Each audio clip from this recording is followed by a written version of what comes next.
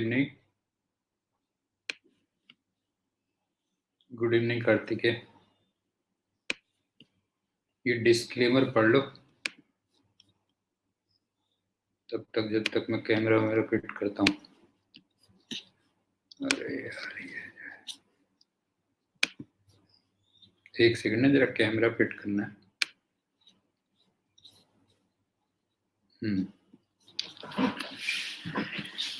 तो last time हम लोग थे सॉलिड स्फीयर ऑफ चार्ज, उसके इलेक्ट्रिक फील्ड को, वो हमने पूरा कर लिया था। नेक्स्ट हम चलते हैं हॉलो स्फीयर ऑफ चार्ज, या इसको कई बार चार्ज्ड सेल भी कहोगे, या अगर सॉलिड है लेकिन कंडक्टिंग है,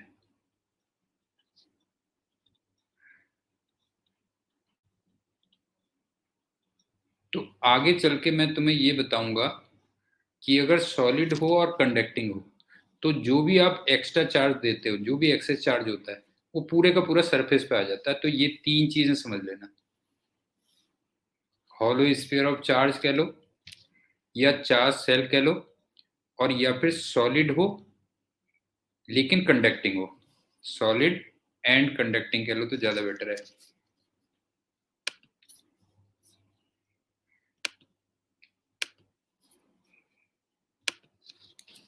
सॉलिड एंड कंडक्टिंग मतलब ऐसे समझ लो, ये हो गया।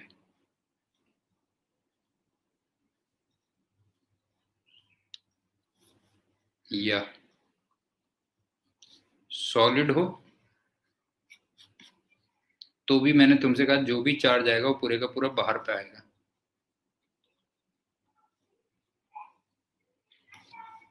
ये लेकिन कंडक्टिंग होना चाहिए।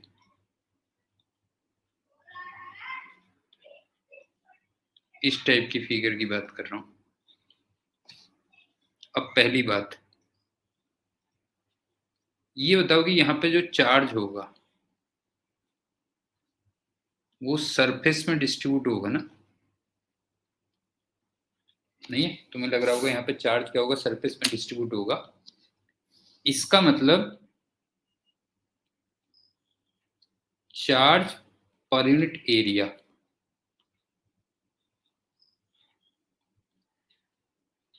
ये एक वर्ड आएगा, और इसको सरफेस चार्ज डेंसिटी भी कहते हैं, सरफेस चार्ज डेंसिटी।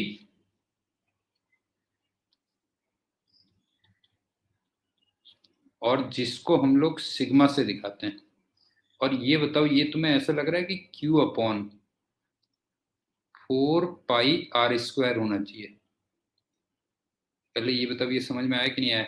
यहाँ पे चार्ज सरफेस में डिस्ट्रीब्यूट होगा, इसका मतलब charge per unit area distribute कहलाएगा, उसको हम सरफेस चार्ज डेंसिटी भी कहेंगे, और सिग्मा होगा, और उसकी वैल्यू Q अपॉन 4πr² होगी। अब चलते हैं तीसरी बात। अब यहाँ पे जो इनसाइड पॉइंट्स होते हैं, और इनसाइड मैंने बताया था R < R, तो वहां पे E की वैल्यू 0 होती है। लास्ट लेक्चर में मैंने बताया था ना तुम्हें कि अभी हम एक फॉर्मूले की लिस्ट और उनके ग्राफ ड्रॉ कर रहे हैं, उसके 99% जो प्रूफ होंगे वो हम गॉस थ्योरम से प्रूव करेंगे। लास्ट लेक्चर में मैंने बताया था, एक आध प्रूफ मैं यहाँ पे करवा दूंगा। तो इनसाइड के लिए मतलब R < R, वहां पे E की वैल्यू 0 होती है। फोर्थ, जस्ट सरफेस के बाहर होता है, जस्ट आउटसाइड द सरफेस।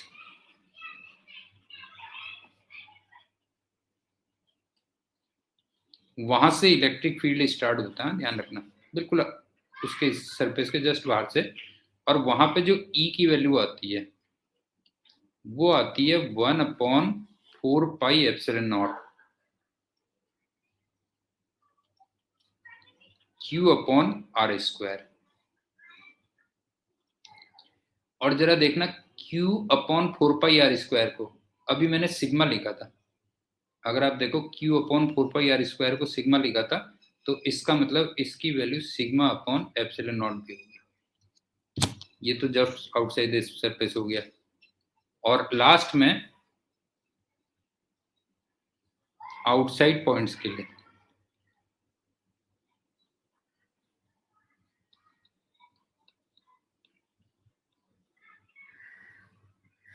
मतलब R greater than equal to capital R। मैंने तुमसे कहा था जस्ट एक पॉइंट चार्ज की तरह बिहेव करेगा, क्यों? विल बिहेव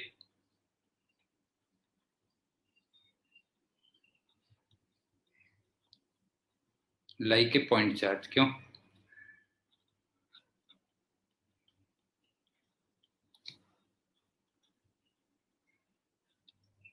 और पूरे चार्ज को हम कहां पे सेंटर्ड मान सकते हैं? सेंटर पे, क्यों? पूरे चार्ज को हम कहां पे सेंटर मान सकते हैं? सेंटर पे। तो इसका मतलब अब जो E की वैल्यू होगी वो होगी 1 अब K लिख देता हूं, K Q/r², ये कह लो, बस हो गया। इसका मतलब अब जो E होगा वो प्रोपोर्शनल टू क्या होगा? 1/r²। ये एक बार दोबारा रिपीट कर रहा हूं, सुन लो। हॉलो स्फीयर ऑफ चार्ज है, या स्फेरिकल सेल है, या फिर सॉलिड है लेकिन कंडक्टिंग है, जिसकी प्रॉपर्टी मैं तुम्हें आगे बताऊंगा कि पूरे का पूरा चार्ज बिल्कुल बाहर वाली सरफेस पे आ जाता है। एक तो ये हो गया। वहां पे एक वर्ड डिफाइंड होगा, मतलब पूरा जो चार्ज होगा ऑब्वियस सी बात है उस सरफेस पे डिस्ट्रीब्यूट होगा, तो वहां पे एक वर्ड आएगा चार्ज पर यूनिट एरिया, जिसको हम सिग्मा से दिखाएंगे, और उसकी वैल्यू Q/4πr² होगी। और उसके बाद मैंने तुमसे बताया कि इनसाइड किसी भी पॉइंट पे E की वैल्यू 0 होगी, सरफेस के जस्ट बाहर होगी वैल्यू, और वो सिग्मा/ε0 होगी। और उसके बाद तो फिर जैसे नॉर्मल वो होता है वैसे चलेगा, बस हो गया, जैसे पॉइंट चार्ज का होता है वैसे चलेगा। और फाइनली 6 पॉइंट अगर मैं कहूँ डायरेक्शन की बात,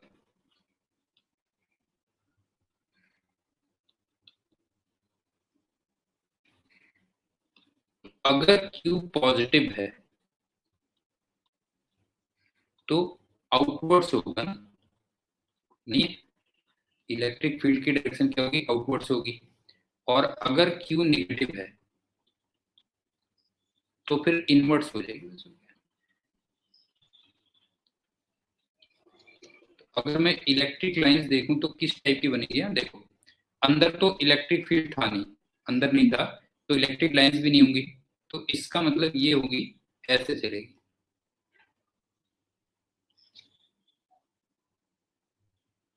समझ में आ रहा है बेटा क्या कह रहा हूं मैं? अंदर मैंने तुमसे कहा था इलेक्ट्रिक फील्ड नहीं है, तो अगर ये पॉजिटिवली चार्ज है, नहीं है, अगर ये पॉजिटिवली चार्ज है तो इस टाइप से चलेंगे, बस ये कह रहा है। अब इसका ग्राफ और ड्रॉ कर लेते हैं, मैग्नीट्यूड का, लेकिन ग्राफ, हाँ ध्यान रखना। जैसे अगर मैं ई के मैग्नीट्यूड का ग्राफ वर्सेस आर ड्रॉ करूं, तो ये हमारा कैपिटल आर हो गया। अब आप ये देखो, पहले तो इलेक्ट्रिक फील्ड 0 था, और एकदम से सरफेस के बाहर शुरू हुआ, क्यों? अंदर डॉटेड नहीं दिखा रखा मैंने, अंदर तो ये दिखा रखा बेटा, ई की वैल्यू 0 दिखा रखी है, अंदर डॉटेड थोड़ी दिखाई है बेटा, जो है ये ई की वैल्यू 0 दिखा रखी है मैंने, ये है। सरफेस पे एकदम से शुरू हुआ, और सरफेस पे कितनी वैल्यू थी?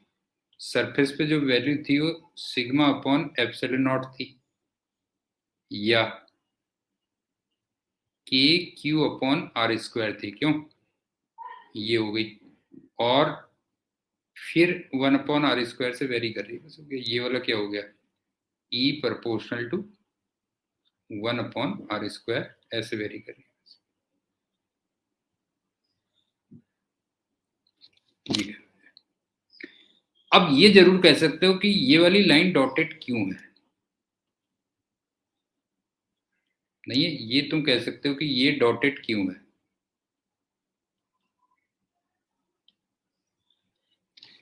एक्चुअल में क्या है कि सरफेस के जस्ट अंदर वैल्यू 0 थी और सरफेस के जस्ट बाहर वैल्यू स्टार्ट हुई है।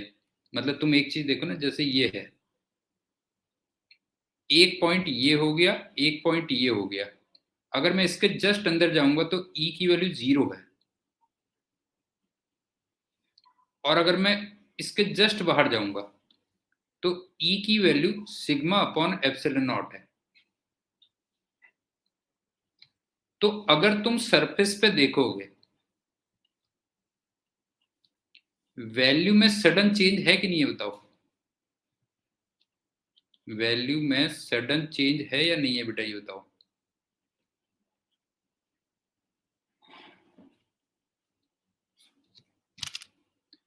तो वैल्यू में जब भी सडन चेंज होता है तो उसको हम डिसकंटिन्यूअस ग्राफ कहते हैं। जो है एकदम से वैल्यू अगर चेंज हो गई, मान लो, समझ गए ना, एकदम से वैल्यू चेंज हो गई तो उसको हम डिसकंटिन्यूअस ग्राफ कहते हैं, और उसको डॉटेड से दिखा देते हैं, बस हो गया। तो जब भी तुम्हें सडन चेंज दिखेगा, सडन चेंज अगर दिखेगा तो इसका मतलब ग्राफ वहां पे डिसकंटिन्यूअस होगा, डिसकंटिन्यूअस, और उसको हम किससे रिप्रेजेंट कर देंगे, डॉटेड से रिप्रेजेंट कर देंगे, बस ये कहते हैं। मेरे ख्याल से पूरा क्लियर हो गया होगा क्या है, एक बार फाइनली सुन लो।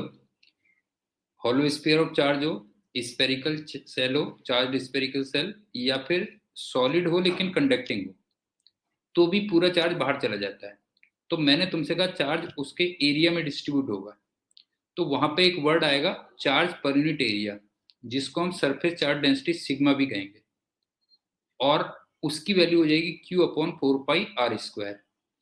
अंदर किसी भी पॉइंट पे वैल्यू 0 होगी, सरफेस के जस्ट बाहर वैल्यू स्टार्ट होगी, और जब ये एकदम से चेंज होता है तो ग्राफ वहां पे डिसकंटिन्यूअस होता है और डॉटेड से दिखाते हैं, और उसके बाद जैसे पॉइंट चार्ज का होता है फिर वैसे स्टार्ट होगा, बस ये कहते हैं। तो मेरे ख्याल से क्लियर हो गया होगा। और एक चीज और मैंने बताई कि अगर पॉजिटिव चार्ज है तो अवे होगा, और अगर निगेटिव चार्ज है तो अंदर होगा, बस ये कहते हैं। नेक्स्ट फॉर्मूला चलता है, on the axis of, on the axis of uniformly charged ring,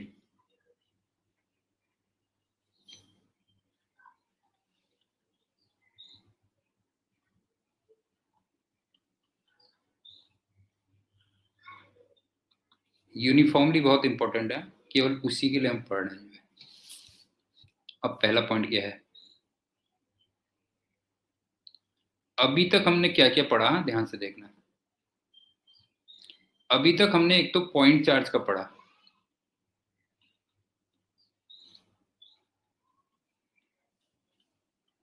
दूसरा हमने सॉलिड स्फीयर ऑफ चार्ज पढ़ा,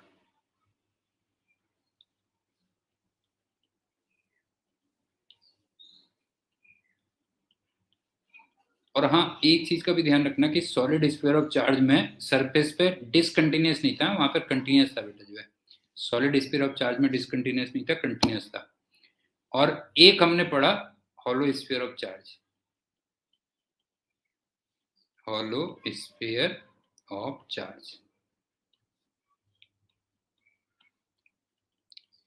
अब इन तीनों में क्या था ना, हमने पूरे स्पेस में ई का फॉर्मूला दिया था, मतलब ई का जो फॉर्मूला दिया था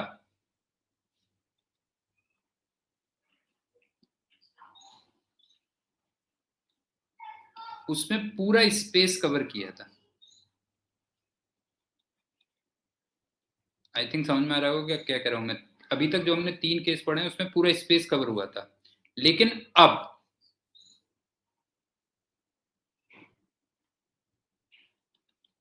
ई का जो मैं फॉर्मूला दे रहा हूं वो केवल किन पॉइंट्स के लिए, केवल एक्सिस के पॉइंट्स के लिए, बस ओनली फॉर एक्सियल पॉइंट्स।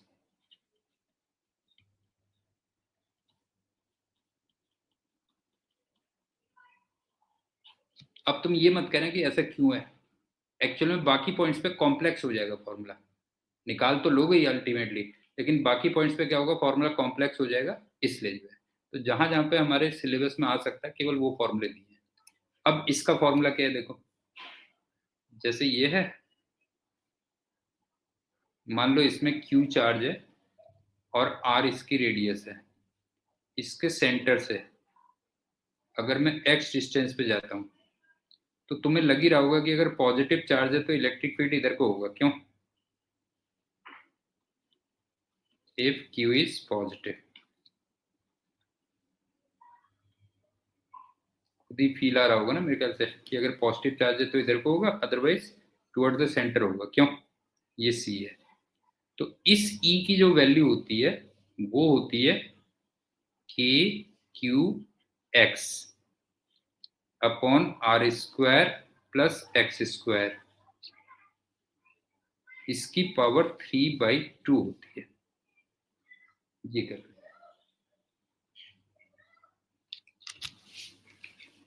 अब इस फॉर्मूले में कुछ हम इंपॉर्टेंट पॉइंट्स नोट कर लेते हैं, वो देख लो क्या क्या है।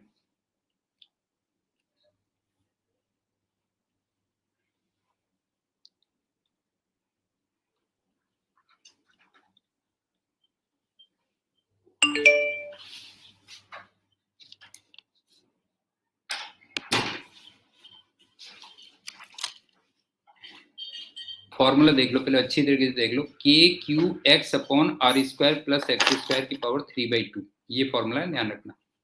अब सुनो, अगर मैं सेंटर पे देखूं तो x की वैल्यू 0 आएगी ना, अगर मैं सेंटर पे देखूंगा तो x की वैल्यू 0 आएगी कि नहीं आएगी बताओ जो है, और अगर x 0 होगा तो E की वैल्यू फिर 0 होगी, बस हो गया। मतलब सेंटर पे अगर देखोगे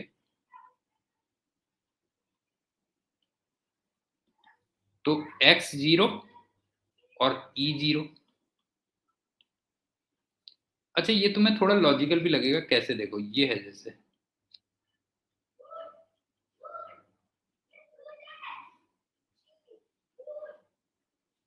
अब मैं सेंटर पे देख रहा हूं, इसका जो इलेक्ट्रिक फील्ड आएगा वो इधर को आएगा, और इसका जो इलेक्ट्रिक फील्ड आएगा वो इधर को आएगा, तो तुम्हें लग ही रहा होगा ये दोनों कैंसिल हो जाएंगे, क्यों? नहीं है, तुम्हें लग रहा होगा कैंसिल हो जाएंगे, तो सारे के सारे पेयर कैंसिल नहीं हो जाएंगे बताओ जो है, इसलिए नेट इलेक्ट्रिक फील्ड कितना आ जाएगा बताओ जो है, 0 आ जाएगा, बस ये कह लो। मतलब काफी हद तक वैसे ही है, जैसे हेक्सागन में अगर हर कॉर्नर पे आप Q चार्ज रख दो तो सेंटर पे 0 आता था, तो वही कंसेप्ट कह सकते हो, ये हो गया सेंटर पे, तो ये आ गया। दूसरा, अगर मैं बहुत दूर जाऊं तो x की value very very greater than r होगी ना, इसका मतलब x की जो हायर पावर्स हैं उसको हम नेग्लेक्ट कर सकते हैं, क्यों? Therefore higher powers, higher powers of, sorry थोड़ा सा गड़बड़ लिख दिया, इसका मतलब क्या है देखो, इसमें ये बड़ी प्रॉब्लम है यार, इसको मेरे को थोड़ा सा, चलो मैं ऐसे कट कर दे रहा हूँ, हाँ भी कर रहा हूँ बेटा।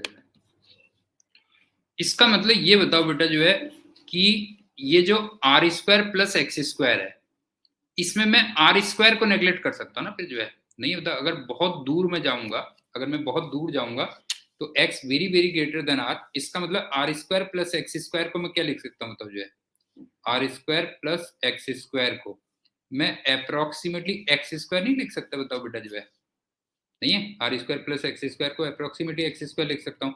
तो अगर मैं इसमें वैल्यू पुट करूंगा, जरा देख के चलना, अगर मैं इसमें वैल्यू पुट करूंगा तो फिर ई की वैल्यू कितनी आ जाएगी, तो उस केस में जो ई की वैल्यू आएगी वो के क्यू अपॉन एक्स स्क्वायर आ जाएगी, क्यों?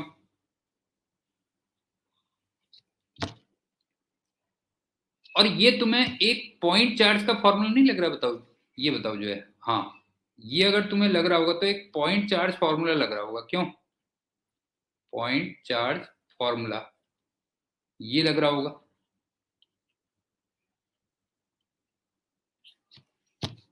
और ये भी तुम्हें काफी लॉजिकल लग रहा होगा कि अगर तुम बहुत दूर चले जाओगे तो जो रिंग होगी तुम्हें वो पॉइंट चार्ज की तरह बिहेव करेगी कि नहीं, लगेगी कि नहीं लगेगी, बताओ बेटा जो है।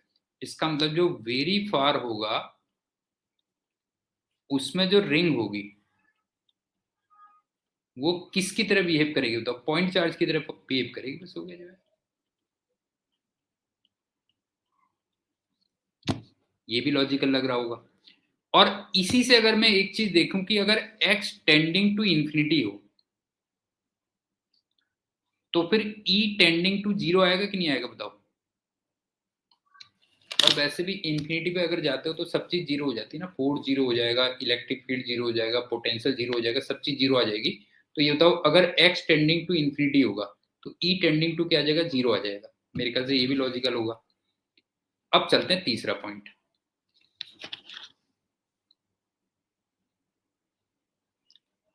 x इक्वल टू जीरो पे e की वैल्यू जीरो है,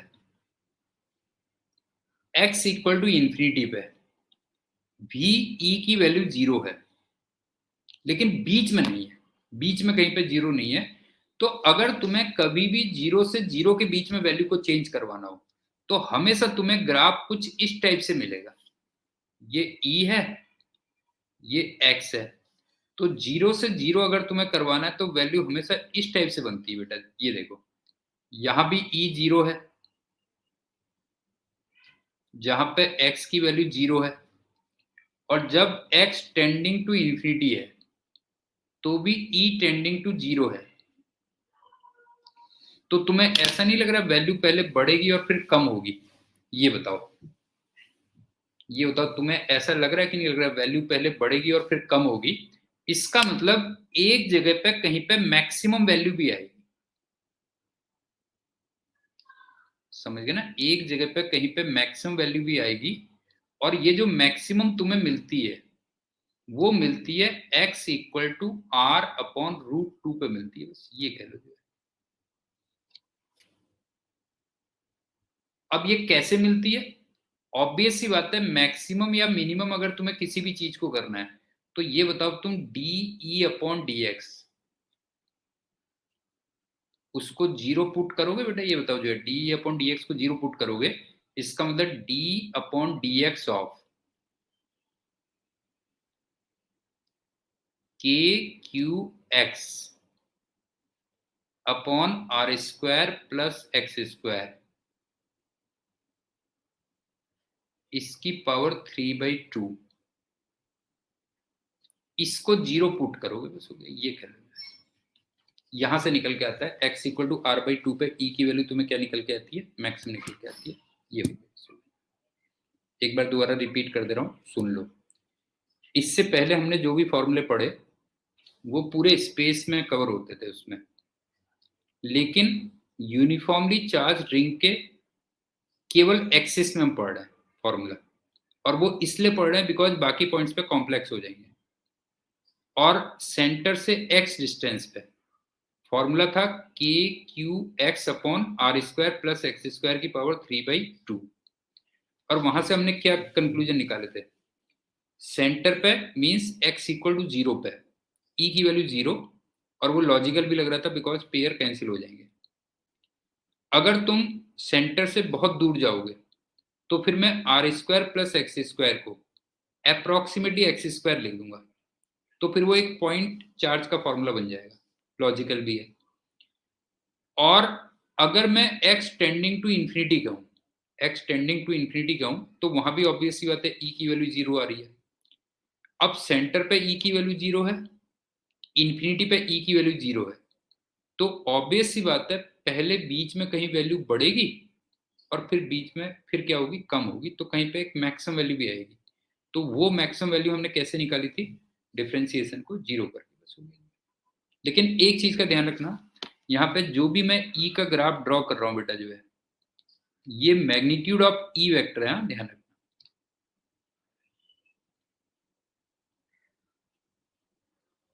मतलब इसमें डायरेक्शन नहीं है, बिकॉज डायरेक्शन तो ऑब्वियस सी बात है कि पॉजिटिव चार्ज है तो अवे होगी और निगेटिव चार्ज है तो क्या होगी, टुवर्ड्स होगी, ये कह। नेक्स्ट फॉर्मूला हम चलते हैं, थिन शीट ऑफ चार्ज।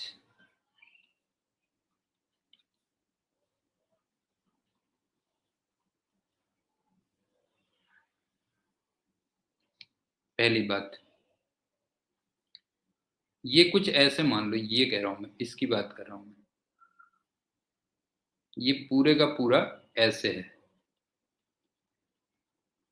मतलब पूरी की पूरी जो सीट बनी है वो चार्ज की बनी हुई है, ध्यान रखना बेटा, जो है पूरी की पूरी सीट क्या बनी हुई है, चार्ज की बनी हुई है। एक तो ये हो गया। दूसरा, इनफाइनाइटली लॉन्ग है।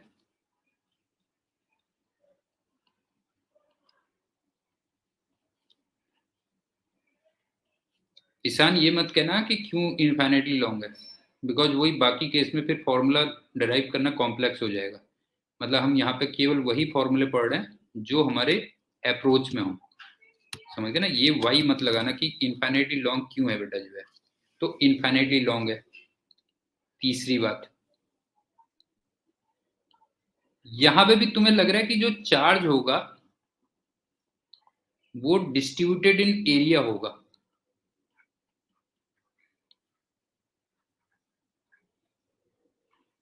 डिस्ट्रीब्यूटेड इन एरिया, ऐसा फील आ रहा है कि नहीं आ रहा है, बताओ। नहीं है, एरिया में डिस्ट्रीब्यूट होगा। इसका मतलब कौन सा वर्ड यूज किया जाएगा, बताओ। यहाँ पे कौन सा वर्ड यूज किया जाएगा, चार्ज पर यूनिट एरिया। क्यों, यहाँ पे भी तुम्हारा चार्ज पर यूनिट एरिया, जिसको हम सरफेस चार्ज डेंसिटी कहेंगे, हाँ ध्यान रखना, सरफेस चार्ज डेंसिटी कहेंगे।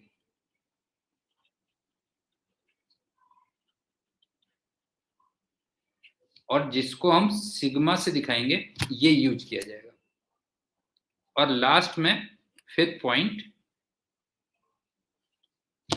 जो भी फॉर्मूला हम पढ़ते हैं वो सीट के बहुत क्लोज पॉइंट्स के लिए पढ़ते हैं, only for those points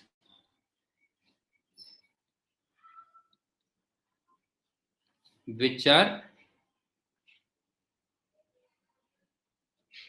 very close to seat। ये हो गया। और लास्ट में इसमें जो E की वैल्यू निकल के आती है वो कांस्टेंट आती है और सिग्मा अपॉन 2 एप्सिलॉन नॉट आती है। बस इतना रिजल्ट है।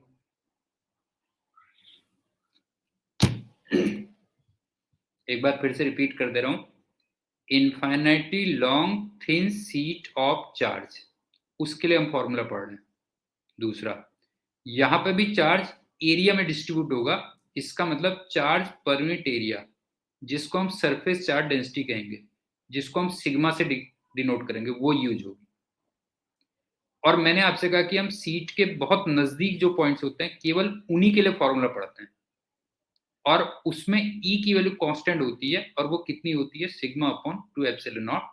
तो अगर मैं फिगर में बनाऊं तो कुछ फिगर में इस टाइप का होना चाहिए। देखो, अब मैं 2D फिगर 1D फिगर बना दे रहा हूँ। 1D क्या होगा, 2D क्या होगा बेटा, जो है चलो एनीवे समझ में आ जाएगा तुम्हें। ये हो गया ना, ये प्लस सिग्मा हो गया जैसे, तो इसका मतलब इसके नजदीक इलेक्ट्रिक फील्ड ऐसे होगा।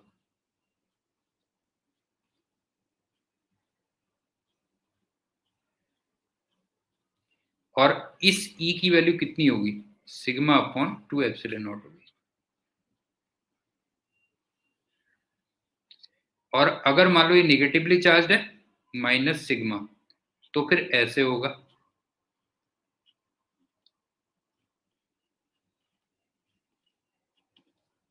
और वैल्यू यही होगी।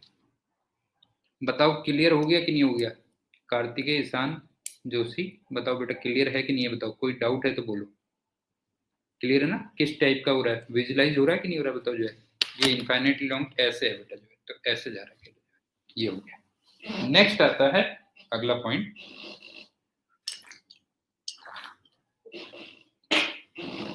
Charged conductor.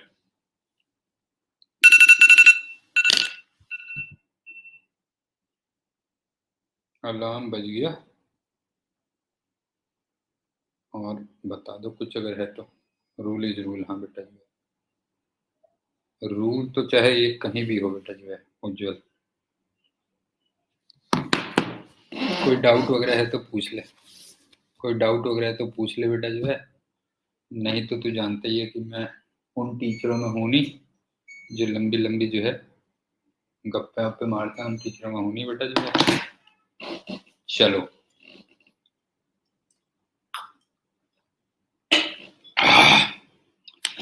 अगला आता है चार्ज कंडक्टर।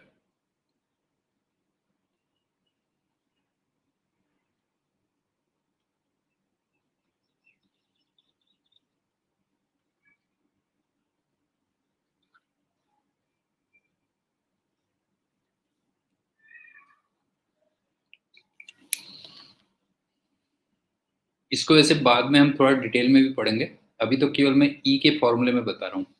पहली बात, अभी कुछ देर पहले मैंने तुमसे कहा था कि जो भी तुम एक्सेस चार्ज दोगे, एक्सेस चार्ज वो कहां पे आ जाएगा बेटा जो है, वो सरफेस पे आ जाएगा।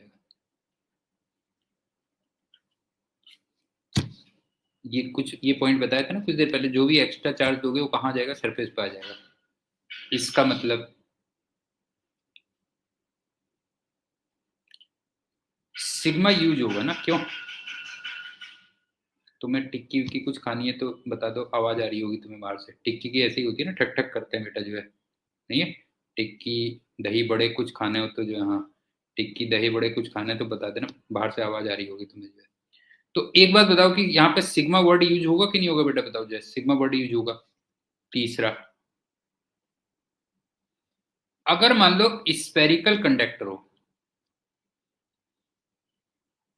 स्पेरिकल कंडक्टर हो, तो तुम्हें लग रहा है कि चार्ज का डिस्ट्रीब्यूशन यूनिफॉर्म होगा, पहले ही बताओ बेटा जो है। ये होता है, अगर स्पेरिकल कंडक्टर हो तो तुम्हें ऐसा फील हो रहा है कि नहीं हो रहा, चार्ज का डिस्ट्रीब्यूशन यूनिफॉर्म होगा, नहीं है? बताओ। तो उस केस में distribution of charge, distribution of charge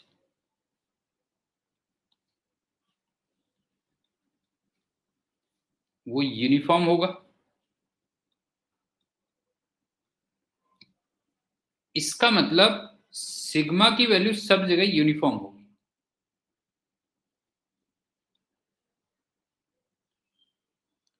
और वो बाय द वे कितनी होगी बताओ?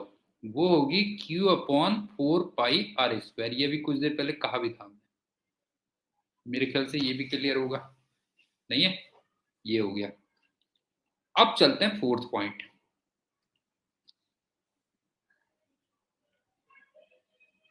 अदरवाइज क्या होगा?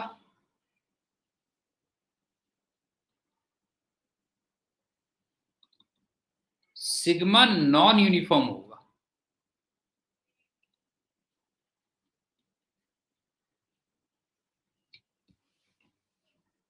और जहां पे रेडियस ऑफ कर्वेचर कम होती है, मतलब चौंच टाइप की बनी हो, तो वहां पे सिग्मा ज्यादा होता है। अगर रेडियस ऑफ कर्वेचर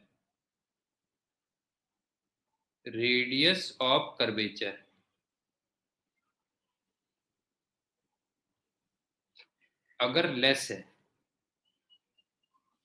तो फिर सिग्मा ज्यादा होगा। फिगर से समझा दे रहा हूं तब क्लियर होगा। जैसे मान लो ये कंडक्टर है, और यहाँ पे तुम्हें कहीं एक चौंच टाइप की दिख रही है, ये है चौंच टाइप की, तो यहाँ पे ज्यादा चार्ज हो जाता है, ये कहते हैं।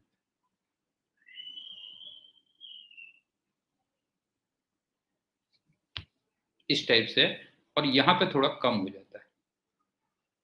जैसे ये मान लो सिग्मा 1 है, ये सिग्मा 2 है, तो सिग्मा 1 इसकी वैल्यू सिग्मा 2 ये होगी। ऐसा क्यों होता है ये तुम्हारे मतलब के लिए ना, जस्ट इंटरेस्ट के लिए है। कभी एक प्रॉपर वीडियो बना के डाल दूंगा इसमें, जो इंटरेस्ट वाली चीजें होती है ना उसको वीडियो बना के डाल दूंगा बेटा जो है, ऐसा क्यों होता है। ये कह लो। अभी तुम ये मान लो कि जहां पे चौंस टाइप का होगा वहां पे सिग्मा की वैल्यू क्या होती है, ज्यादा होती है। अब चलते हैं 5वां पॉइंट।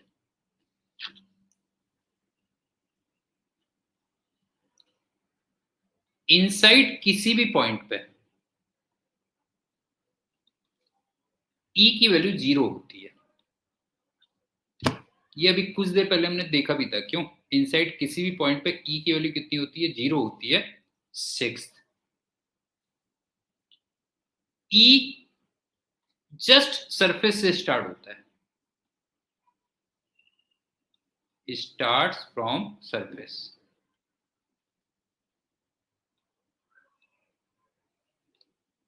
और जस्ट सरफेस के बाहर जो ई की वैल्यू होती है वो सिग्मा अपॉन एप्सिलॉन नॉट होती है।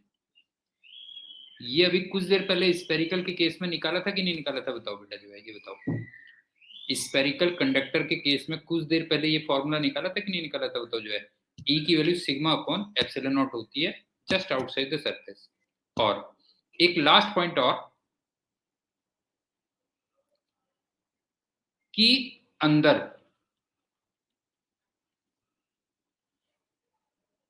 तो जो इलेक्ट्रिक लाइंस होंगी वो नहीं होंगी। नहीं है, बताओ। अंदर तो इलेक्ट्रिक लाइंस होंगी नहीं, बिकॉज इलेक्ट्रिक फील्ड नहीं है। कहां से स्टार्ट होंगी? सरफेस से स्टार्ट होंगी, और वहां पे वो सरफेस के परपेंडिकुलर होती है। बस हो गया जो है, समझ गए ना। तो जो इलेक्ट्रिक लाइंस होती हैं start from surface, start from surface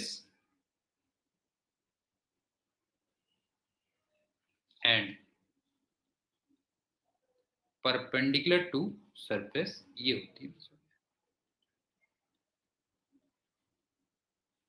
अच्छा, एक चीज का ध्यान रखना, जहां पे ग्राफ की रिक्वायरमेंट नहीं है या ग्राफ बन नहीं पाएगा वहां पे मैंने ग्राफ नहीं दिया है, ध्यान रखना बेटा जो है। समझ में आ रहा है? जहां पे ग्राफ की रिक्वायरमेंट है वहां पे मैं ग्राफ दे रहा हूं, जहां पे ग्राफ की रिक्वायरमेंट नहीं है या बहुत लॉजिकल नहीं है तो वहां पे मैंने ग्राफ नहीं दिया, ये कर। तो एक बार दोबारा सुन लो क्या कह रहा हूं मैं।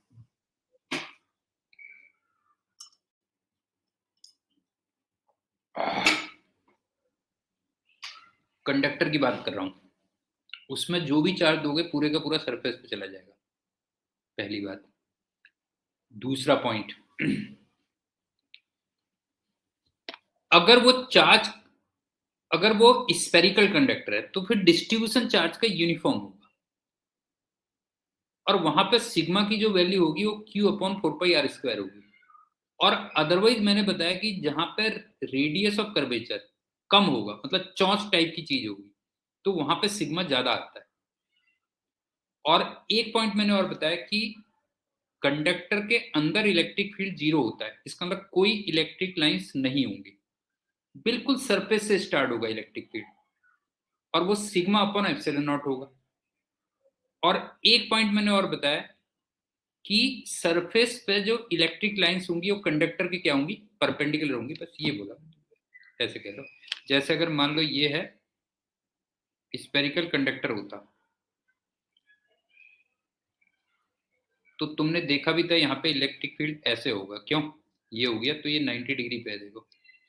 और बाय द वे यहाँ पे वैल्यू कितनी है, E equal to sigma upon epsilon naught है। और मान लो ये चौंस टाइप होता तो यहाँ पे इलेक्ट्रिक फील्ड ज्यादा होता, जैसे ये E1 है, और यहाँ पे इलेक्ट्रिक फील्ड कम होता। E1 की वैल्यू E2 से ज्यादा होती, और उसका रीजन क्या होता, बिकॉज सिग्मा 1 की वैल्यू सिग्मा 2 से क्या होती, ज्यादा होती। ये करें। इसमें किसी को कोई डाउट है तो बता दो बेटा जो है। यहां तक किसी को कोई डाउट है तो बोल दो। ये हो गया। नेक्स्ट हम चलते हैं, एक लास्ट फॉर्मूला है।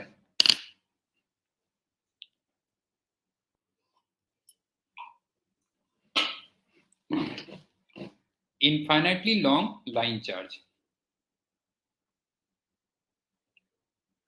Infinitely long line charge.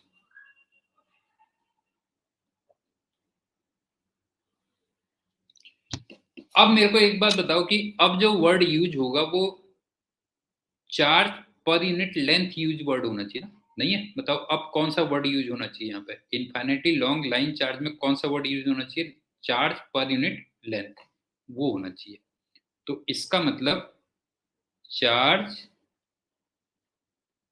Per unit length. और तुम्हें याद है इसको मैंने लेमडा से दिखाया था, क्यों? ये यूज होगा, ये कर लीजिए।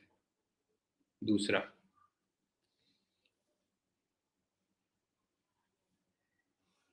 इन्फिनिटी लॉन्ग है, ध्यान रखना। जैसे ये पॉजिटिवली चार्ज है मान लो,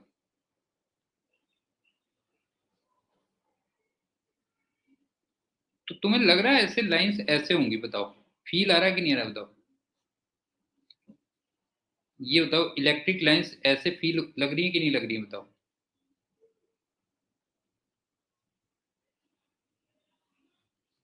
जरा बताना बेटा, इस टाइप की इलेक्ट्रिक लाइंस लग रही है कि नहीं लग रही है तुम्हें? जैसे ये हो गया, ऐसे निकलेंगी लाइंस, इस टाइप से निकलेंगी ना। अगर लाइंस देखोगे तो इस टाइप से निकलेंगी लाइंस, ये इलेक्ट्रिक लाइंस होगी कलर जो है।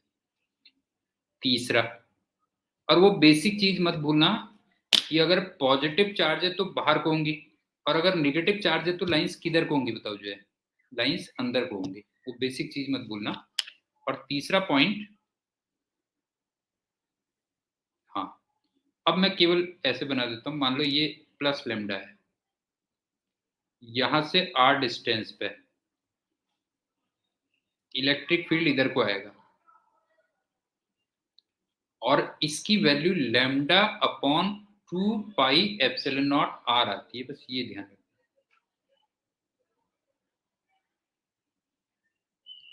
इसका मतलब E प्रोपोर्शनल टू 1/r आता है। और बताओ, E प्रोपोर्शनल टू 1/r अगर है तो कौन सा ग्राफ बनेगा? अगर E प्रोपोर्शनल टू 1/r है तो ग्राफ कौन सा होना चाहिए बेटा? बताओ। E प्रोपोर्शनल टू 1/r है तो कौन सा बनना चाहिए? Rectangular hyperbola. ये बन जाएगा रेक्टेंगुलर हाइपरबोला। इसका मतलब अगर E versus R graph draw करोगे तो वो ऐसे होगा। और एक बच्चों वाली बात ध्यान रखना, E प्रोपोर्शनल टू R अगर हो,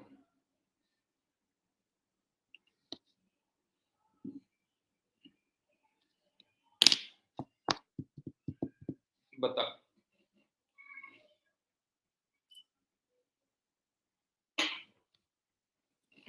हो गया क्लियर?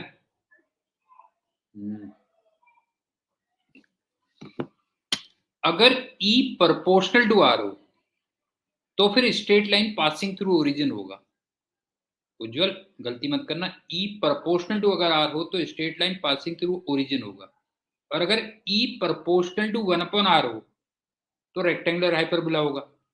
और अगर E प्रोपोर्शनल टू 1/r² हो तो वो ग्राफ तो रेक्टेंगुलर हाइपरबोला टाइप का बनेगा, लेकिन वो साफ गिरेगा, एकदम से गिरेगा, नीचे गिरेगा एकदम से। तो तीनों में कंफ्यूज मत होना, ध्यान रखना बेटा। हाँ, तीनों में कंफ्यूज मत होना। E प्रोपोर्शनल टू R ये straight line passing through origin होता है। E प्रोपोर्शनल टू 1/r ये रेक्टेंगुलर हाइपरबोला होता है। और E प्रोपोर्शनल टू 1/r² ये रेक्टेंगुलर हाइपरबोला टाइप होता है, लेकिन जो डिप होगा वो फास्ट होगा, बस ये कह लो। और अगर मान लो मैं E प्रोपोर्शनल टू 1/r³ कह दूं तो भी वो रेक्टेंगुलर हाइपरबोला टाइप का होगा, लेकिन और फास्ट होगा। नहीं, अगर मैं E प्रोपोर्शनल टू 1/r³ कह दूं तो भी रेक्टेंगुलर हाइपरबोला होगा, लेकिन और भी ज्यादा फास्ट होगा। तो मेरे ख्याल से क्लियर हो गया होगा। तो इलेक्ट्रिक फील्ड में तुम्हें केवल इतने ही फॉर्मूले याद रखने हैं। मैं अब जल्दी से एक बार रिवीजन करवा दे रहा हूँ फॉर्मूले का, fast forward revision.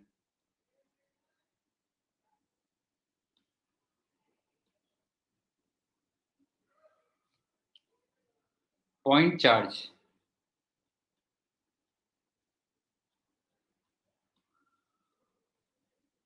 E equal to KQ upon R square, proportional to 1 upon R square. तो ये ग्राफ बन गया।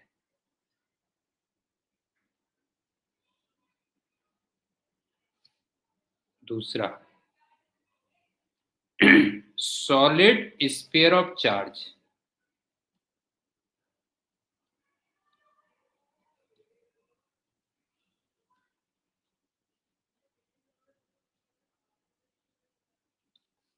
इसमें 3 फॉर्मूले थे inside.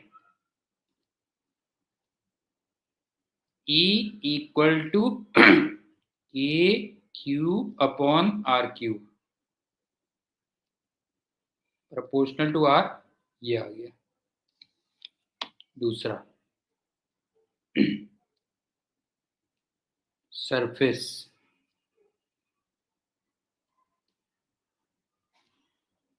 E equal to KQ upon R square. तीसरा, बता देना अगर कहीं पे कोई कंफ्यूजन हो बेटा। आउटसाइड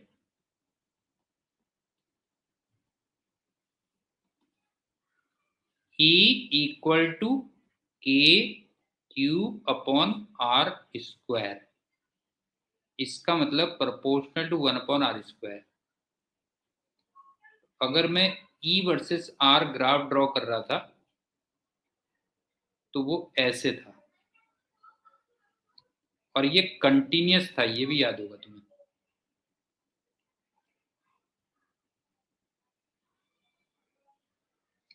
कहीं पे ये डिसकंटिन्यूस नहीं था, ध्यान रखना बेटा जो है। ये हो गया। तीसरा,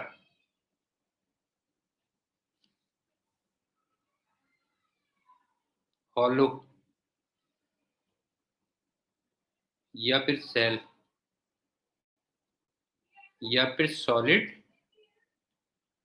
लेकिन कंडक्टिंग।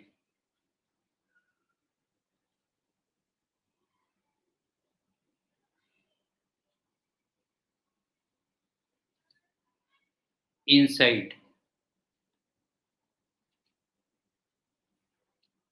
E 0 था। सेकंड, सरफेस E की value KQ upon R square थी, और ये by the way sigma upon epsilon naught के इक्वल भी आ गई थी। तीसरा, outside E equal to KQ upon R square या फिर proportional to 1 upon R square थी। ये हो गया। और इसका ग्राफ क्या बनाया था? पहले 0 वैल्यू, सडन बढ़ी, और फिर ऐसे हो गई। मेरे ख्याल से क्लियर होगा ना, ग्राफ में कोई बता देना कुछ गड़बड़ हो तो। ये ई आए, ये आर है, और यहां पे लेकिन ये डिसकंटिन्यूस होगा।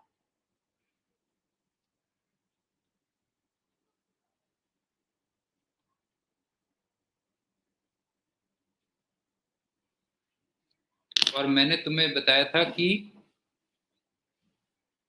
जब भी वैल्यू एकदम से चेंज होती है तो फिर वहां पे ग्राफ क्या होता है? डिसकंटिन्यूस होता है। तो ये हमारा तीसरा फॉर्मूला था। चौथा,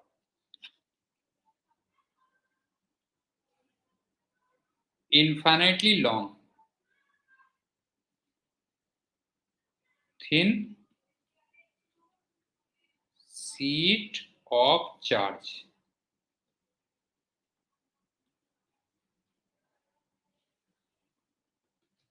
तो ई की जो वैल्यू थी वो कांस्टेंट थी,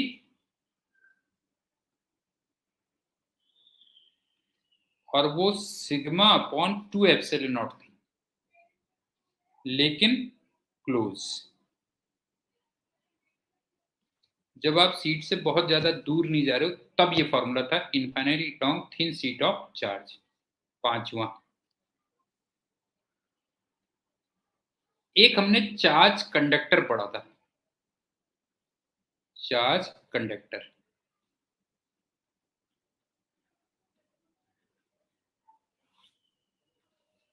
इसमें क्या क्या पढ़ा था पूरा बता दे रहा हूं। जो एक्सेस चार्ज था,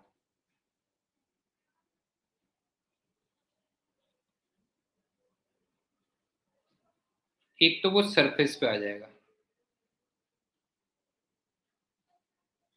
सेकंड, इसका मतलब चार्ज पर यूनिट एरिया,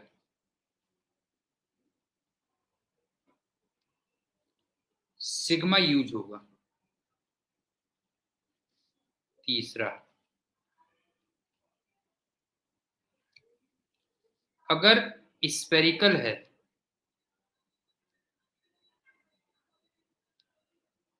तो फिर सिग्मा की वैल्यू कांस्टेंट होगी, मतलब यूनिफॉर्म डिस्ट्रीब्यूशन होगा ना। अगर तुम देखोगे तो यूनिफॉर्म होगा, क्यों? यूनिफॉर्म डिस्ट्रीब्यूशन होगा। फोर्थ, अदरवाइज मैंने कहा था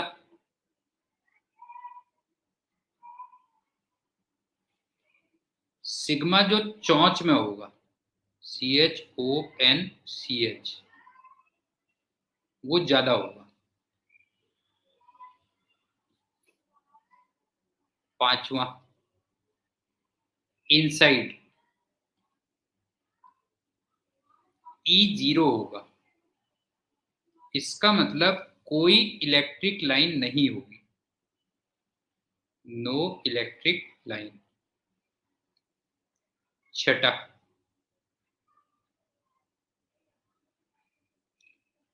जस्ट आउटसाइड सरफेस होगा,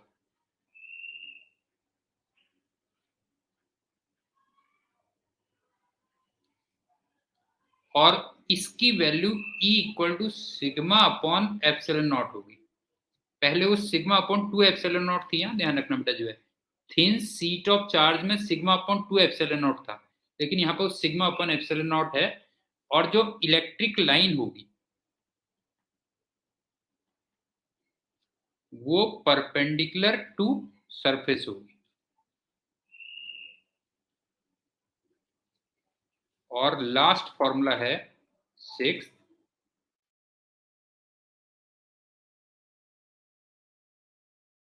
इनफाइनाइटली लॉन्ग लाइन चार्ज।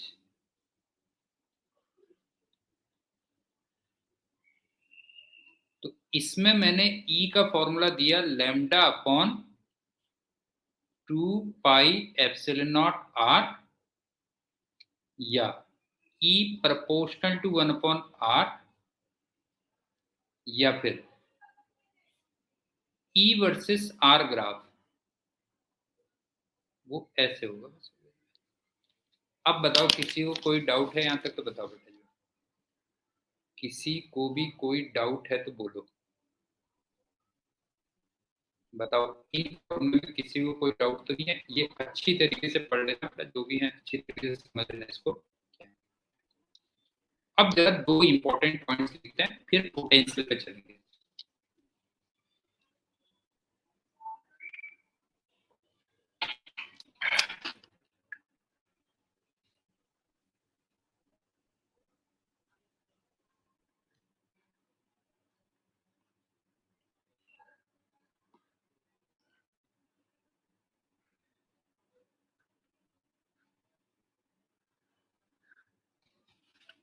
इसमें से पहला वाला जो पॉइंट मैं दे रहा हूँ वो मैं बाद में यूज करूंगा, हाँ ध्यान रखना, लेकिन नोट करके रख लेना तू। सॉलिड स्फीयर ऑफ चार्ज,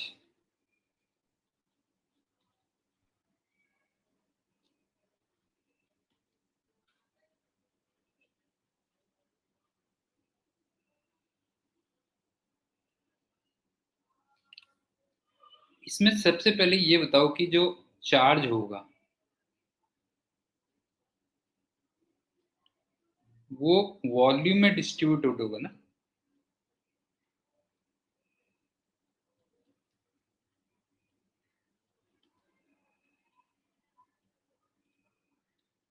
एक तो बात ये आ गई, ठीक है, चार्ज वॉल्यूम में डिस्ट्रीब्यूट होगा। दूसरी बात,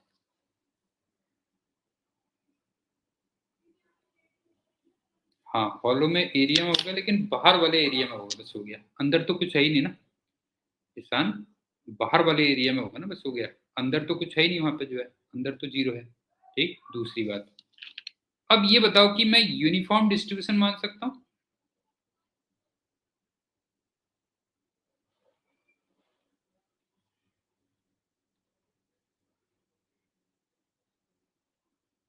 नहीं हो तो यूनिफॉर्म डिस्ट्रीब्यूशन मान सकता हूँ।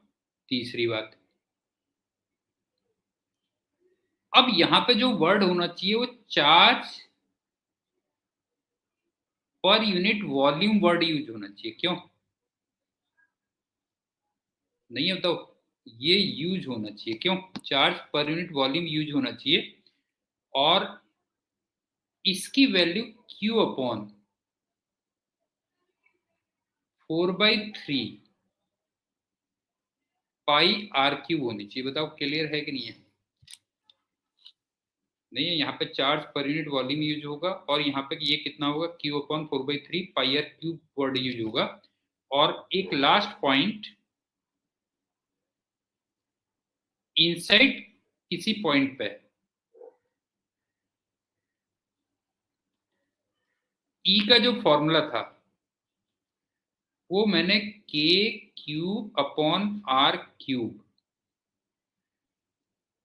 इंटू आर लिखा था पहले। ये बताओ, ये क्लियर है यहां तक? बताओ, इसमें कोई डाउट है तो बताओ। इनसाइड किसी पॉइंट पे हमने ई का फॉर्मूला क्या लिखा था, बताओ, के Q upon R cube into छोटा आर। अब जरा इसको थोड़ा सा और वो कर देते हैं। के का मतलब, के का मतलब तो 1/4 पाई एप्सिलॉन नॉट है ना बेटा। 4 पाई एप्सिलॉन नॉट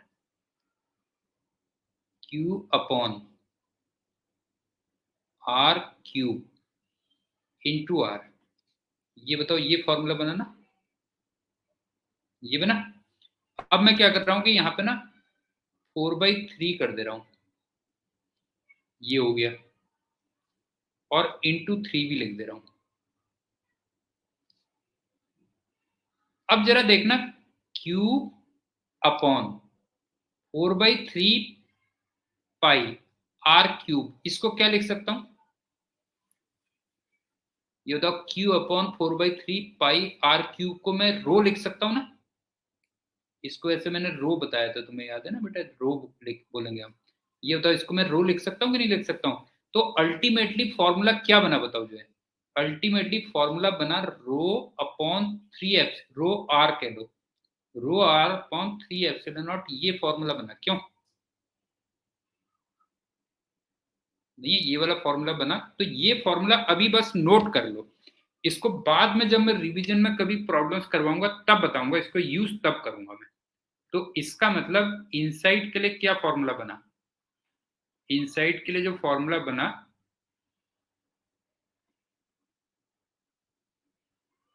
ई का जो फॉर्मूला बना वो रो आर अपॉन 3 एप्सिलॉन नॉट, ये फॉर्मूला भी बना।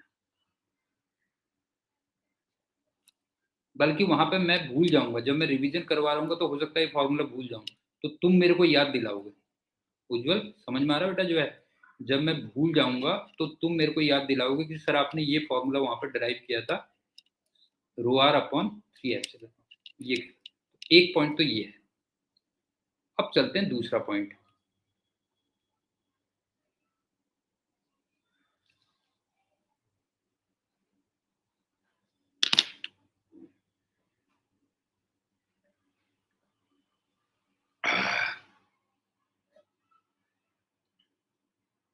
और जोशी, क्या चल रहा है तेरा फिर?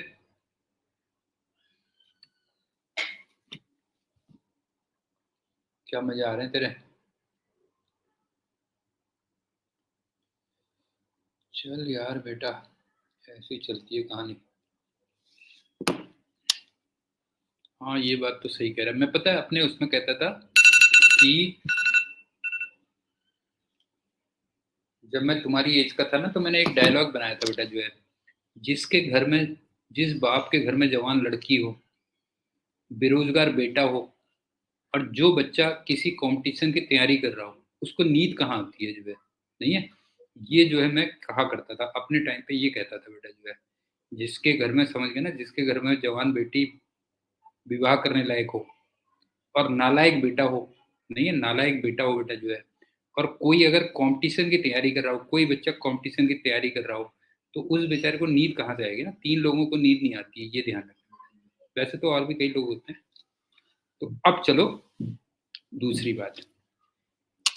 अब मैं यूनिफॉर्मली चार्ज रिंग के एक्सिस में फॉर्मूला ड्राइव कर रहा हूं।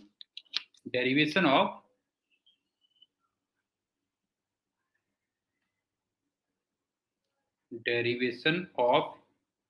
E on the axis of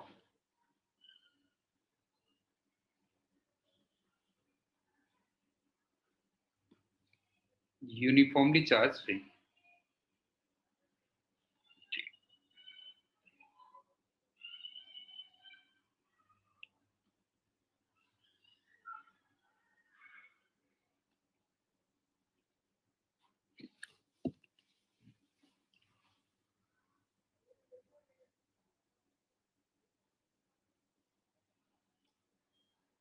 देखो यहां पे मैं रिंग का डी क्यू चार्ज ले लेता हूं, तो यहां भी रिंग का डी क्यू चार्ज हो जाएगा। ये आर है, ये एक्स है। इसका मतलब ये वाली जो डिस्टेंस होगी वो under root of r square plus x square होगी। अब ये बताओ, ये वाला जो चार्ज होगा, ये इधर को इलेक्ट्रिक फील्ड देगा ना, अगर ये पॉजिटिव चार्ज है। और ये वाला जो चार्ज होगा, ये इधर को इलेक्ट्रिक फील्ड देगा डी। और अगर ये वाला एंगल थीटा हो, तो ये एंगल भी थीटा होगा, और ये एंगल भी थीटा होगा, और ये एंगल भी थीटा होगा। अब बताओ तुम्हें क्या लग रहा है, जरा बताओ कौन से कंपोनेंट कैंसिल होंगे और कौन से कंपोनेंट ऐड होके नेट फील्ड देंगे, जरा बताओ। खुद ही तुम्हें लग रहा होगा कौन से कंपोनेंट। हाँ, मतलब साइन थीटा कंपोनेंट तो कैंसिल हो जाएंगे, क्यों? साइन थीटा कंपोनेंट तो कैंसिल हो जाएंगे, और कॉस थीटा कंपोनेंट, हाँ, सुनिए, साइन थीटा कंपोनेंट तो कैंसिल हो जाएंगे, और कॉस थीटा कंपोनेंट ऐड होके नेट इधर को दे देंगे बस।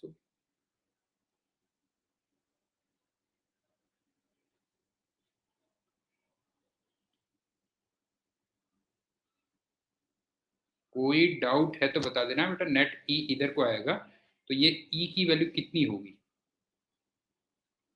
ई की वैल्यू होगी integration of d E cos theta for whole ring.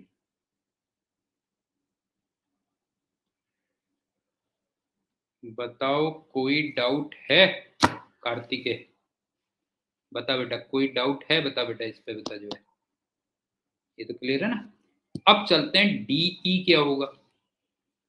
DE होगा डी क्यू की वजह से होगा। क्यों? डीई डी क्यू की वजह से होगा, जिसकी डिस्टेंस ये है। इसका मतलब डीई की जो वैल्यू होगी वो के into d q upon root r square plus x square, इसका स्क्वायर होगा। ये हो गया। और जरा फिगर में देखना कॉस थीटा कितना है। फिगर में जरा देखो बेटा, कॉस थीटा कितना है? X upon under root of r square plus x square है। इसमें कोई डाउट है तो बोलो, इसमें बताओ, कोई डाउट है तो बताओ बेटा जी। अब इंटरेस्टिंग बात यह है कि इसमें ना केवल और केवल ये डी क्यू इंटीग्रेट होगा, बाकी सब इंटीग्रेशन के बाहर आ जाएंगे।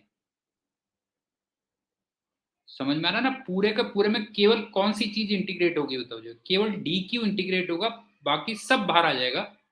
तो बाहर आके क्या बनेगा बताओ जो है? ये बनेगा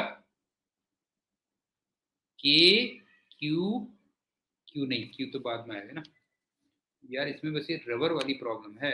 जोशी तू ये सॉल्व कर दे तो बस तू समझ ले मैं क्या कर दूंगा। के एक्स अपॉन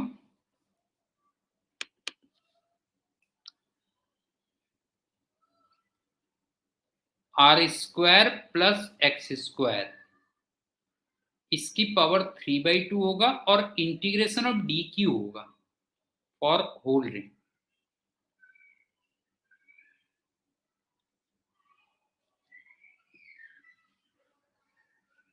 और एक बात बताओ कि जब आप पूरी रिंग के लिए डी क्यू को इंटीग्रेट करोगे तो क्या बनेगा जरा बताओ? पूरी रिंग के लिए अगर डी क्यू को इंटीग्रेट करोगे तो क्या बनेगा बेटा? जो क्यू बनेगा। इसका मतलब ये वाली जो क्वांटिटी बनेगी ये बनेगी क्यू। तो फाइनल आंसर क्या आ जाएगा बताओ? के Q x upon are square plus x square की पावर 3/2, ये हो गया।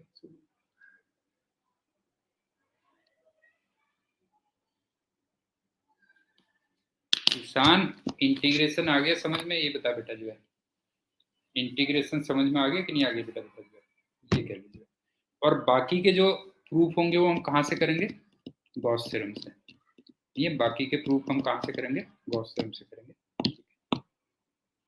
अब यहाँ पे ना एक छोटा सा कंसेप्ट है।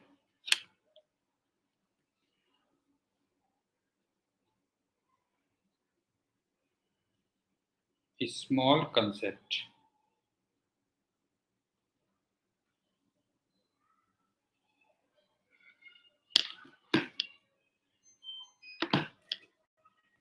जब मैंने रिंग के लिए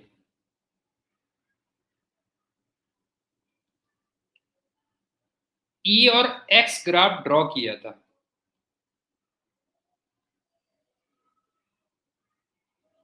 अच्छा वो मैंने जब रिवीजन किया था ना तो उसमें मेरे ख्याल से रिंग वाला रिवीजन रह गया है, वो तुम खुद से कर लेना। जब मैं रिवीजन कर रहा था ना लास्ट में, उसमें रिंग का फॉर्मूला रह गया था मेरे ख्याल से। नहीं, रिंग वाला फॉर्मूला रह गया था, उसको तुम खुद से देख लेना। तो जब मैं रिंग के लिए ई और एक्स का ग्राफ ड्रॉ कर रहा था तो कुछ इस टाइप से आया था ग्राफ। इसका मतलब मैंने इसमें एक्स को वेरिएबल माना था कि नहीं माना था बताओ?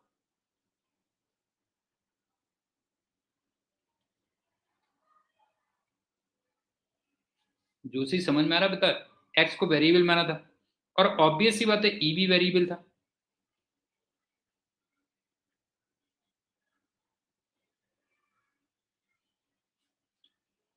अब तुम मेरे से कह सकते हो कि सर अगर वेरिएबल था तो फिर ये इंटीग्रेशन के बाहर क्यों चला गया? इस वाले इंटीग्रेशन में जो एक्स है वो इंटीग्रेशन के बाहर क्यों चला गया? पहले क्वेश्चन समझ में आया कि नहीं आया बताओ बेटा जो है? हाँ बिल्कुल सही कह रहे हो। क्वेश्चन समझ में आ गया कि नहीं आ गया बेटा बताओ जो है? ये कह रहा हूं मैं जो है। ठीक, तो एक्चुअल में इंटीग्रेशन के बाहर इसलिए आया था कि जैसे ये रिंग थी, अभी तो मैं इस पॉइंट पे निकाल रहा हूं ना, इस पॉइंट पे निकाल रहा हूं। तो इस पॉइंट के लिए एक्स की वैल्यू क्या है बताओ जो है? इस पॉइंट के लिए एक्स की वैल्यू फिक्स है, ये कह लो जो है। हाँ समझ में आ गया ना? वैसे एक्स वेरिएबल है, अगर आप देखोगे तो वैसे एक्स वेरिएबल है, लेकिन मैं जब एक पर्टिकुलर पॉइंट पे निकाल रहा हूं बेटा जो है। हाँ, नहीं एक पर्टिकुलर पॉइंट पे अगर मैं निकाल रहा हूं, जैसे मैंने इस पॉइंट पे निकाला था बेटा जो है, इस पॉइंट पे निकाला था, तो इस पॉइंट पे एक्स की वैल्यू क्या थी बेटा जो है? इस पॉइंट पे एक्स की वैल्यू क्या थी? फिक्स थी, बस ये कह सकते हो। ये हो गया। तो मेरे ख्याल से इलेक्ट्रिक फील्ड में तुम्हें कोई कंफ्यूजन नहीं होना चाहिए। क्यों? इलेक्ट्रिक फील्ड में कोई भी कंफ्यूजन नहीं होना चाहिए। अब चलते हैं दूसरा point, electric potential and potential difference. Between 2 points in electric field. पूरी हेडिंग पूरी लिखूंगा ना तो उससे क्लियर हो जाएगा बेटा जो है। इलेक्ट्रिक पोटेंशियल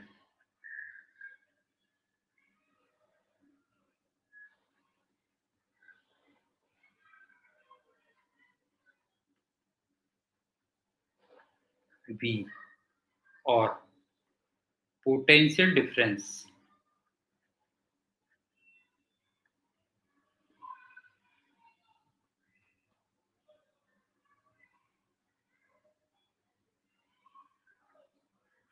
PD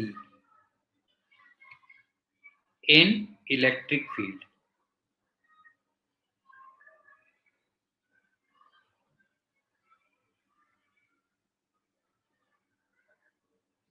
और इलेक्ट्रिक फील्ड वही ऑरा। किसका? लेकिन चार्ज का या सिस्टम ऑफ चार्जेस का?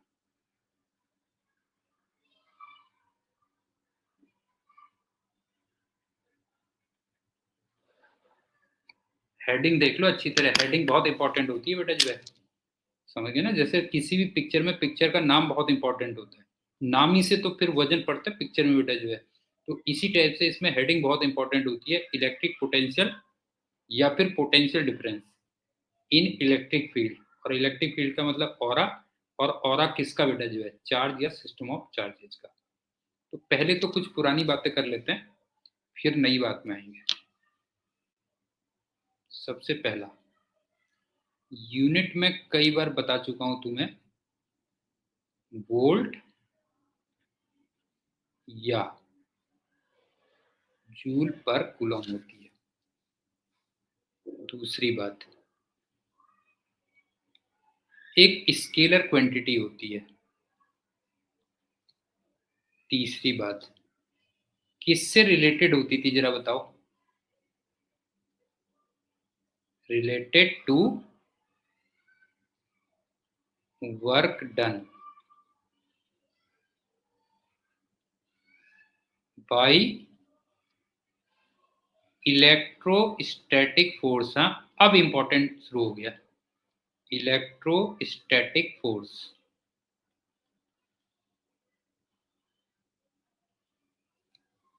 when test charge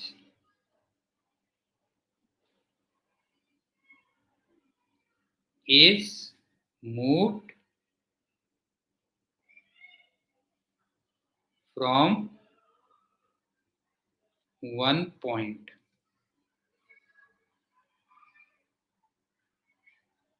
to another point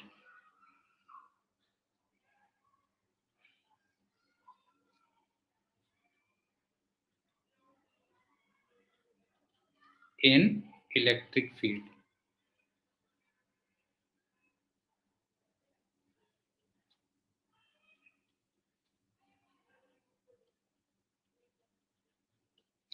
मेरे ख्याल से यहां तक हम काफी पहले पढ़ चुके हैं। यूनिट वोल्ट होती है, जूल पर कूलम स्केलर क्वांटिटी होती है, और किस चीज से रिलेटेड होती है कि इलेक्ट्रोस्टैटिक फोर्स जो वर्क करेगा, लेकिन कब? जब टेस्ट चार्ज को आप इलेक्ट्रिक फील्ड में एक जगह से दूसरे पॉइंट पे क्या करोगे, मूव करोगे, उससे रिलेटेड होता है। और एक चीज और, फोर्थ, पोटेंशियल डिफरेंस के लिए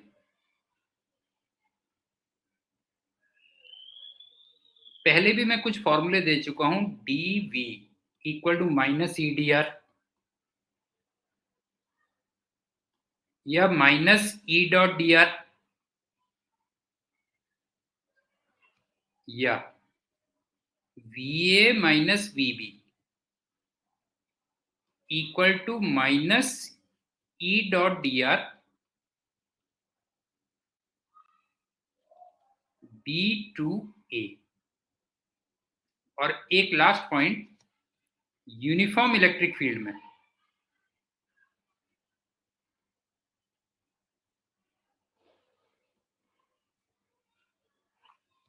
potential difference V equal to plus या माइनस ई डी। बताओ यहां तक किसी को कोई प्रॉब्लम है तो बोलो। उज्जवल, ये सब पुराने पॉइंट है बेटा, बता जो है। यहाँ तक कोई प्रॉब्लम है तो बता। वो मेरा थोड़ा स्टाइल है एक्चुअल में, कि मैं 2-3 बार रिवाइज कर देता हूँ ईशान। मैं ये मान के चलता हूँ कि बच्चे घर में ना भी पढ़ें, है ना, बच्चे घर में ना भी पढ़ें तो भी मैं दिमाग में यहीं पे इतना रिवाइज कर दूं कि तो भी तुम्हारा काम चल जाए। अगर घर में बिल्कुल भी ना पढ़ो तो भी तुम्हारा काम चल जाए। बताइए, समझ में आया बेटा जो है। यूनिट ये हो गई, स्केलर क्वांटिटी हो गई, और इलेक्ट्रोस्टैटिक फोर्स जो वर्क करेगा एक पॉइंट से दूसरे। एक्चुअल में मैं हर किसी को ना अपने जैसा देखता हूँ बेटा जो है, अपने जैसा देखता हूँ, जो बिल्कुल भी नहीं पढ़ता था जो है। समझ में आया कुछ जल जोशी, तो भी काम चल जाता था जो है, ये कह ले जो है। हाँ हाँ हाँ। तो मैं मान के चलता हूँ कि कई सारे बच्चे घर में पढ़ते नहीं, तो क्लास में ही उनको इतना करवा दो कि वो तब भी अपना ठीक ठाक निकाल लें बेटा।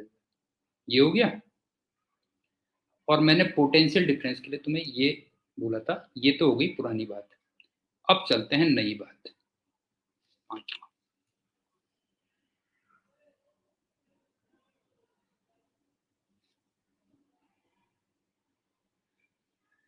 अगर तुम्हें पोटेंशियल डिफरेंस निकालना बेटा जो है,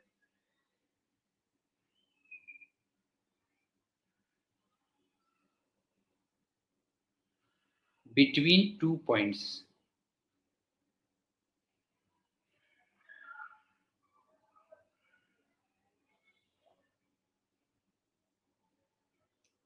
फिर कोई प्रॉब्लम नहीं है।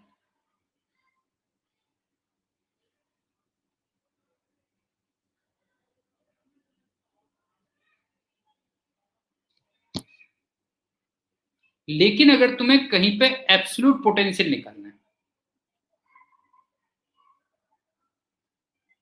एब्सोल्यूट पोटेंशियल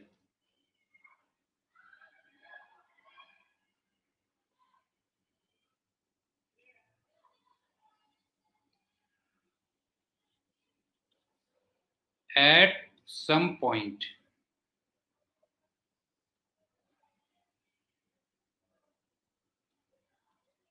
से P,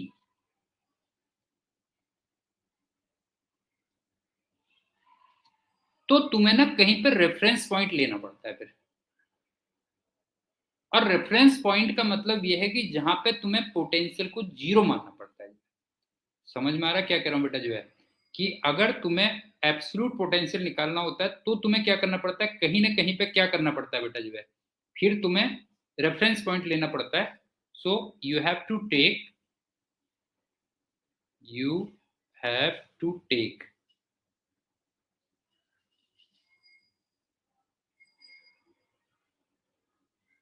some reference point.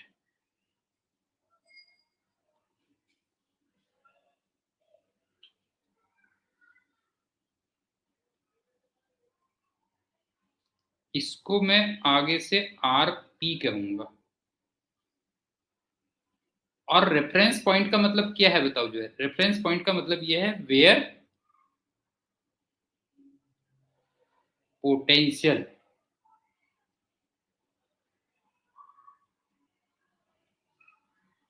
Is assumed zero.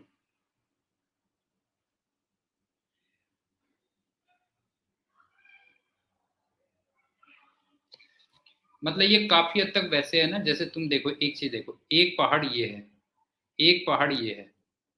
अगर मैं कहूं कि इनमें हाइट का डिफरेंस क्या है, मान लो इनमें हाइट का डिफरेंस 500 मीटर है,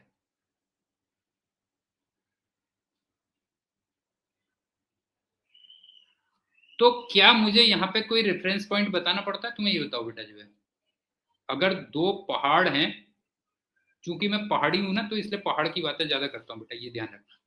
तो ये बताओ कि अगर दो पहाड़ हैं तो उनका हाइट का डिफरेंस अगर मैं 500 मीटर कहता हूं, तो कहीं पे क्या मैं रेफरेंस पॉइंट बताता हूँ? ये बताओ बेटा जो है, नहीं बताता हूँ। लेकिन अगर मैं कहता हूं कि इसकी हाइट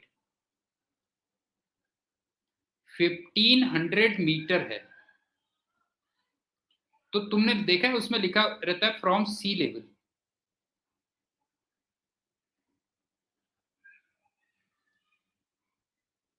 कभी तुमने देखा है कि नहीं देखा है बेटा, बताओ। जो है इसकी हाइट 1500 मीटर है फ्रॉम सी लेवल। इसी टाइप से इस पे अगर तुम देखोगे तो जैसे मैं कह देता हूं कि मान लो 2000 मीटर है फ्रॉम सी लेवल।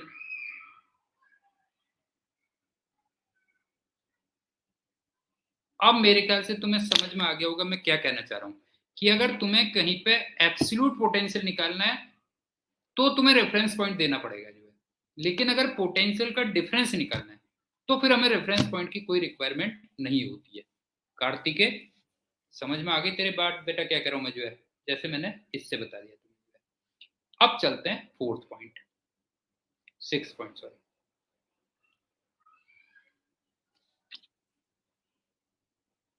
अब ये बताओ, मैंने तुम्हें कहा था ना कि एट इन्फिनिटी हम v को जीरो मान के चलते हैं। क्यों?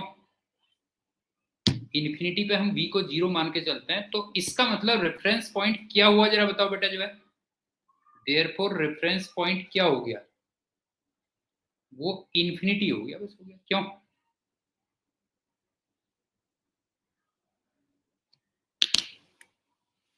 समझ में आ गया ना, रेफरेंस पॉइंट हमारा क्या हो गया बताओ जो, इन्फिनिटी हो गया जो है। अब मैं सेवंथ पॉइंट पे डिफाइन कर रहा हूं, बस हो गया।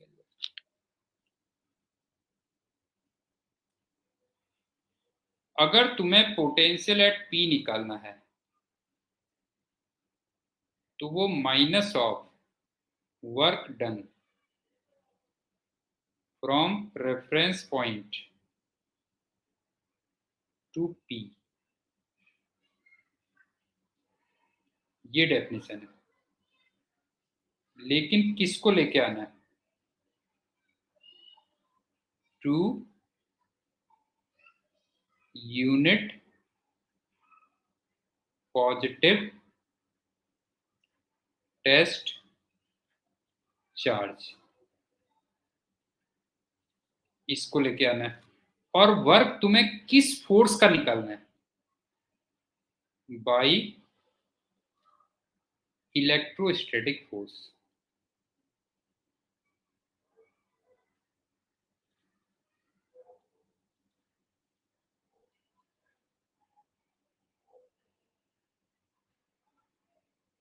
और रेफरेंस पॉइंट मैंने तुमसे ये भी कहा था कि इन्फिनिटी होगा, तो इसको कई जगह तुम्हें ऐसे भी लिखा होगा minus work done from infinity to P.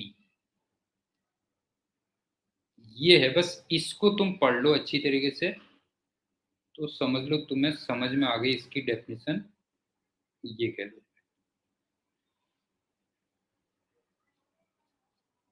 एक दो बार डेफिनेशन रिपीट कर दे रहा हूं तो दिमाग में बैठ जाएगी।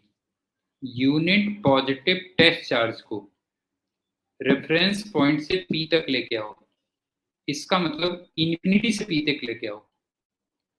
इलेक्ट्रोस्टैटिक फोर्स का वर्क निकालो और उसका माइनस कर दो, तो वहां पे वो इलेक्ट्रिक पोटेंशियल कहलाएगा।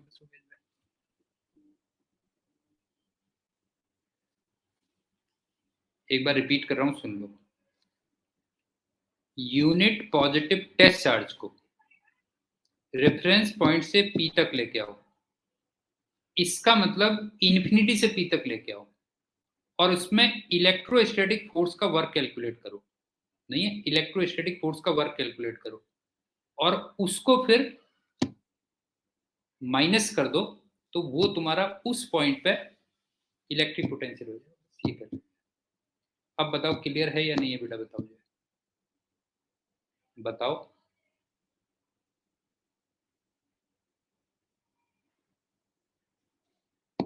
हर्षवर्धन तू बीच बीच में आ जाता फिर चला जाता बेटा जो है।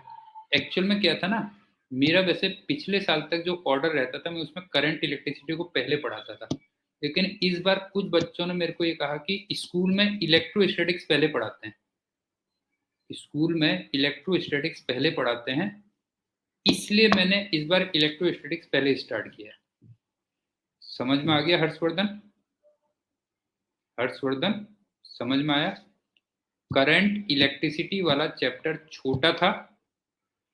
अच्छा सुन लो, करंट इलेक्ट्रिसिटी वाला चैप्टर छोटा था और इजी है, तो इसलिए मैं पहले करंट इलेक्ट्रिसिटी पढ़ाता था, लेकिन इस बार मैंने थोड़ा सा ऑर्डर चेंज किया है और उसके पीछे रीजन बता दिया ये। अब लास्ट में चलते हैं 8 पॉइंट, वो सुन लो क्या है।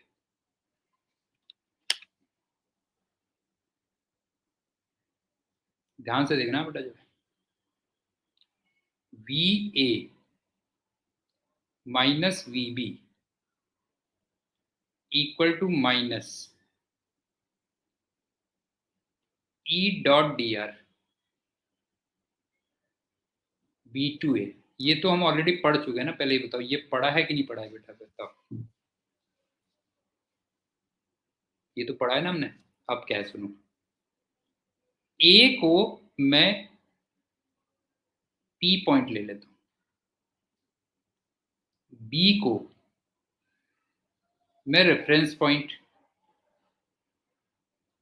या इन्फिनिटी ले लेता हूं। और एक चीज और देखना, ध्यान से देखना, यूनिट पॉजिटिव टेस्ट चार्ज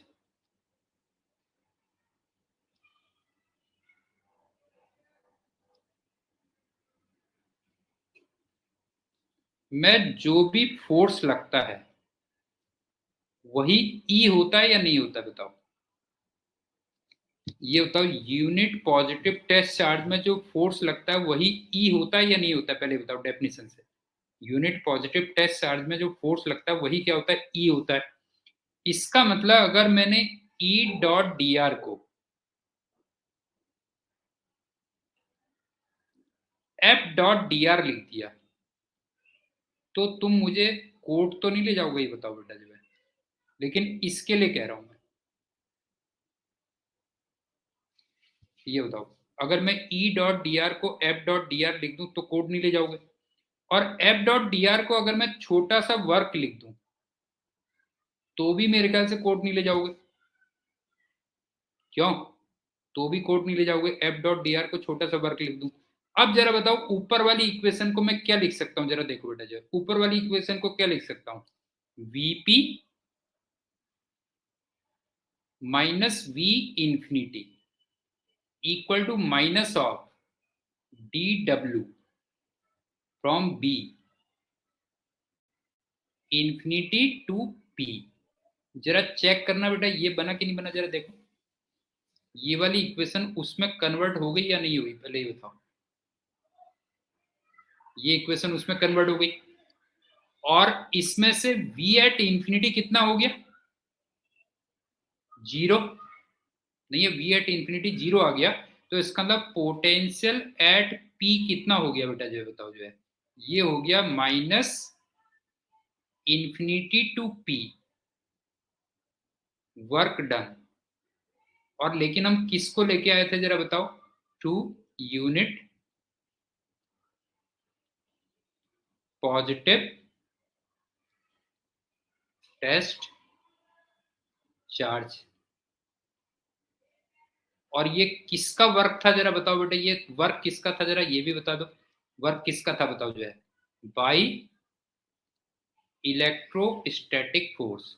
और जरा बताओ, यही डेफिनेशन बनी या नहीं बनी, बताओ जो है। ये डेफिनेशन फाइनली, ये डेफिनेशन बनी कि नहीं बनी, बताओ जो है। तो बस यही तो डेफिनेशन मैंने बनाई थी कि नहीं बनाई थी, जो है ये हो गया।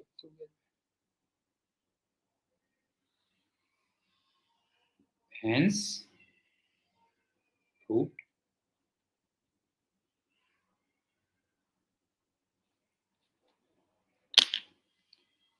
एक बार रिपीट कर रहा हूं, सुन लो। यूनिट पॉजिटिव टेस्ट चार्ज को इंफिनिटी से पी तक लेके आओ, इसका मतलब रेफरेंस पॉइंट से पी तक लेके आओ, उसमें इलेक्ट्रोस्टैटिक फोर्स का वर्क कैलकुलेट करो, उसको माइनस कर दो, ठीक है, उसको माइनस कर दो, और वही उस पॉइंट पे क्या कहलाएगा बेटा जो है, वही उस पॉइंट पे पोटेंशियल कहलाएगा, ये कहते हैं। और एक लास्ट पॉइंट फिर हम करेंगे नेक्स्ट लेक्चर में, सिस्टम ऑफ चार्जेज की वजह से पोटेंशियल निकालने की दो मेथड्स होती हैं, 2 methods. घंटी देखा कितने टाइम सही टाइम पे बजी बेटा जो है। जैसे वो बाहुबली का पार्ट 1, बाहुबली थी, कौन सी पिक्चर थी बेटा, बाहुबली पार्ट 1, बाहुबली पार्ट 2 बेटा जो है। तो 2 methods of finding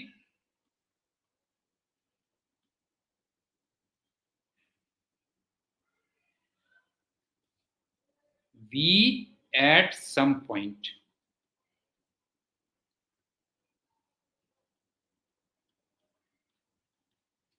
Due to system of charges.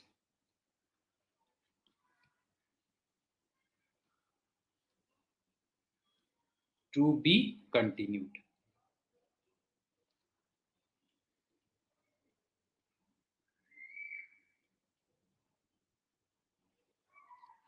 लेकिन अब ये हमारा जो भी कंटिन्यू होगा वो हमारी नॉर्मल क्लास में कंटिन्यू होगा। मेरे ख्याल से आज 7th क्लास थी ना, एज पर अवर कमिटमेंट ये 7th क्लास थी। अब हमारी नॉर्मल क्लास में होगा। Okay, bye, thank you and good day.